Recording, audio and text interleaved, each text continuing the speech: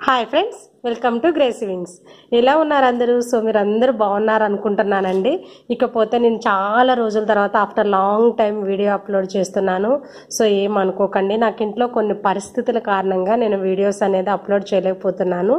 ఇకపోతే ఈ బ్లాగ్ అనేది నాకు ఇప్పుడు కరోనా తగ్గిన తర్వాత ఒక 2-3 వీక్స్ బ్యాక్ నేను మా ఫ్యామిలీతో కలిసి బయటికి వెళ్ళామండి. సో అది కూడా చేపల వేటకని వెళ్ళాము. ఎర్లీ మార్నింగ్ సండే లేచి ఒక 6-7 ఓ క్లాక్కి ఇక్కడ నుంచి బయలుదేరి ఆల్మోస్ట్ మేము 30 కిలోమీటర్స్ వరకు చేపల కోసమని వెళ్ళాము, చెరువులో చేపలు తెచ్చుకుందామని. సో అక్కడికి వెళ్ళిన తర్వాత అంత దూరం జర్నీ చేసి వర్షము వెళితే అక్కడ చేపలు అయితే దొరకలేదు. ఎందుకంటే దానికి ముందు రోజే చేపలు పట్టేశారంట. వర్షాల కారణంగా మొత్తం చెరువులన్నీ ఫుల్గా నిండిపోయి పొంగి పొరులుతున్నవి.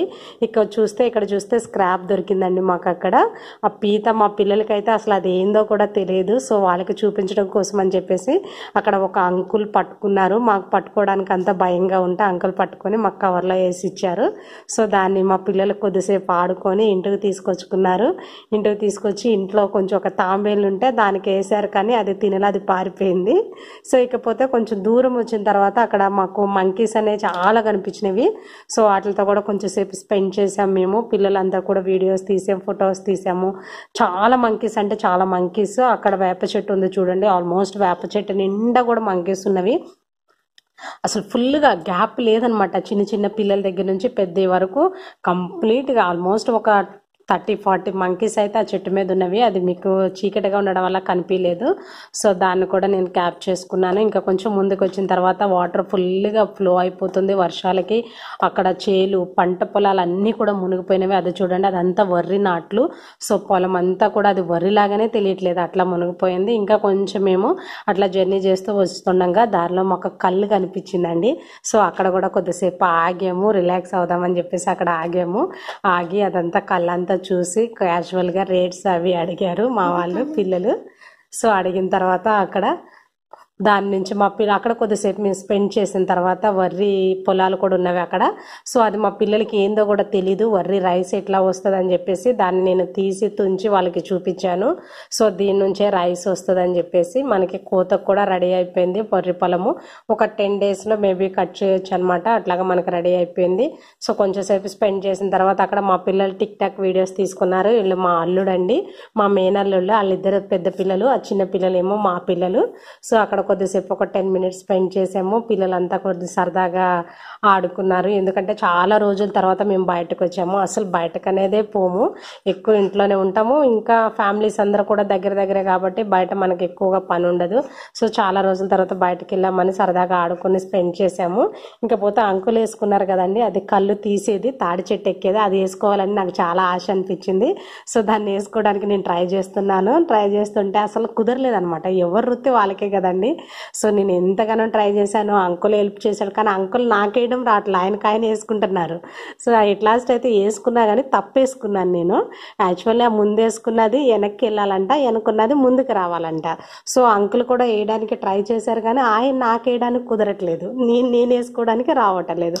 కానీ చాలా గ్రేట్ అండి వాళ్ళు. పాపం 50 అడుగుల ఎత్తు కూడా ఏ సపోర్ట్ లేకుండా ఎంతో ధైర్యంగా పైకి ఎక్కుతారు వాళ్ళు. సో చాలా నచ్చింది నాకు వాళ్ళ వృత్తి అనేది.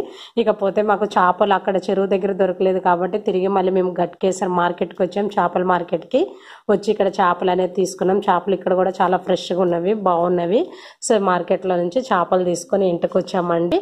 చేపలు కొనుక్కున్నాము. ఇకపోతే ఏంటంటే ఆ అంకుల్ దగ్గర, కళ్ళంకుల్ దగ్గర నేను చేసిన ఒక మిస్టేక్ చేశానండి.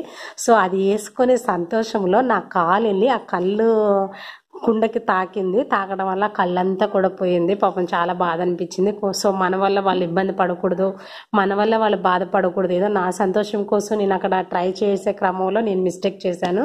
సో దాంతో అంకుల్కి సారీ చెప్పేసి పైసలు ఇచ్చి వచ్చాను, ఆయన నష్టపోకూడదని. సో ఇకపోతే మార్కెట్ నుంచి ఫిష్ తీసుకొచ్చాను. సో చూడండి ఫిష్ ఎంత బాగుందో. సో ఇప్పుడు నేను ఫిష్ కర్రీ అనేది చేసి చూపిస్తున్నాను మీకు. China chilli fish. కర్రీ పేరు చైనా చిల్లీ ఫిష్. సో మనం రెగ్యులర్గా ఏమేమి వేసుకుంటామో అన్ని ఉప్పు, కారం, అల్లుల్లి పేస్ట్, పసుపు అన్నీ వేసేసి కలిపేస్తున్నాను నేను ఫిష్ని. చూడండి అన్నీ కూడా ఫిష్కి పట్టేలాగా చక్కగా నీట్గా కలిపేసి పెట్టేసుకున్నాను. ఫిష్ని మంచి కలర్ వచ్చేసింది. సో నేను అన్నీ అయితే లేట్ అవుతుంది అని చెప్పేసి మీకు చూపిద్దామని 4 పీసెస్ మాత్రమే కలిపానండి. సో ఇప్పుడు దాన్ని పక్కన పెట్టాను 5 మినిట్స్. మన ఎండుమిర్చి నేను ఏం చేసాను, 1 అవర్ ముందే ఎండుమిర్చిని వాటర్లో వేసి నానబెట్టాను. సో కారం అంతా పోయింది. దాంట్లో ఒక 2 టేబుల్ స్పూన్ కార్న్ఫ్లోర్, ఒక 1/2 టేబుల్ స్పూన్ సాల్ట్ వేసేసి కొంచెం సోయా సాస్ కూడా యాడ్ చేసుకొని మిక్స్ చేసి డీప్ ఫ్రై చేసేస్తున్నాను. సో ఈ విధంగా చేయడం వల్ల ఏమంటే ఆ ఎండుమిర్చిలో ఉన్న కారం అంతా కూడా పోయి చక్కగా అది పకోడీ లాగా కరకరలాడుతూ ఉంటుంది అనమాట. సో మీరు కూడా ఎప్పుడైనా ఇంట్లో ఇలా ట్రై చేయండి. ఇప్పుడు ఒక గిన్నె పెట్టుకొని దాంట్లో 2 టేబుల్ స్పూన్ల ఆయిల్ తీసుకున్నాను. సో ఆనియన్, పచ్చిమిర్చి కూడా మిక్సీ పట్టేసుకొని ఇప్పుడు నేను కర్రీలో వేసుకున్నాను. మొత్తం కూడా అది పచ్చివాసన పోయేంత వరకు ఫ్రై చేసుకోవాలి. 1 table spoon salt, 1 table spoon పసుపు, జీలకర్ర, కారం అన్నీ వేసేసానండి. సో యాడ్ చేసి ఇప్పుడు దాంట్లో కొంచెం చింతపండు పులుసు కూడా యాడ్ చేసుకుంటున్నాను. అదిగో చింతపండు పులుసు యాడ్ చేసేసాను. సో ఇవన్నీ కూడా మంచిగా కొద్దిసేపు ఉడికే వరకు ఉంచుకొని చేప ముక్కలు కూడా వేసేసాను అనమాట నేను. సో ఇప్పుడు మనకి చేపల కర్రీ రెడీ అయిపోయిందనమాట. సో దీన్ని ఏమంటారు, చైనా చిల్లీ ఫిష్. సో ఆ చిల్లీ అనేది మనం ఎండుమిరపకాయలు ఉన్నాయి కదండి, సో దాంతో చేశాను కాబట్టి సో పైన గార్నిష్కి క్యారెట్, ఆ ఎండుమిర్చి ఫ్రై చేసిన ఎండుమిర్చి కూడా వేసేసాను. సో మనకి ఇప్పుడు కర్రీ అనేది చాలా టేస్ట్గా రెడీ అయిపోయింది. సో నేను ఫస్ట్ టైం చేశాను కానీ చాలా పర్ఫెక్ట్గా చేశానండి. సో మీరు కూడా మీ ఇంట్లో ట్రై చేయండి. ఇలా ఏ విధంగా ఫిష్ కర్రీని ఎప్పుడు ఒకటే మోడల్లో ఒకటే స్టైల్లో కాకుండా అప్పుడప్పుడు మనం వేరు వేరు కంట్రీస్ కూడా మనకి యూట్యూబ్లో చాలా అవైలబుల్ ఉన్నాయి. ఏ కర్రీ చేసుకోవాలన్నా కూడా ఆ కంట్రీస్ నేమ్స్ కొడితే మనకు చూపిస్తుంది. సో నేను కూడా ఈ విధంగానే చేశానండి. సో మనకి అన్ని స్టైల్స్ కూడా ట్రై చేస్తే టేస్ట్ అనేది సూపర్గా ఉంటుంది, అదిరిపోతుంది అనమాట. సో ఇది అనమాట ఈరోజు బ్లాగ్. ఈ వీడియో మీకు నచ్చింది అనుకుంటున్నాను. సో ఈ వీడియో కానీ మీకు నచ్చినట్లయితే నాకు ఒక లైక్ చేసి కామెంట్ చేయండి. Thank you for watching.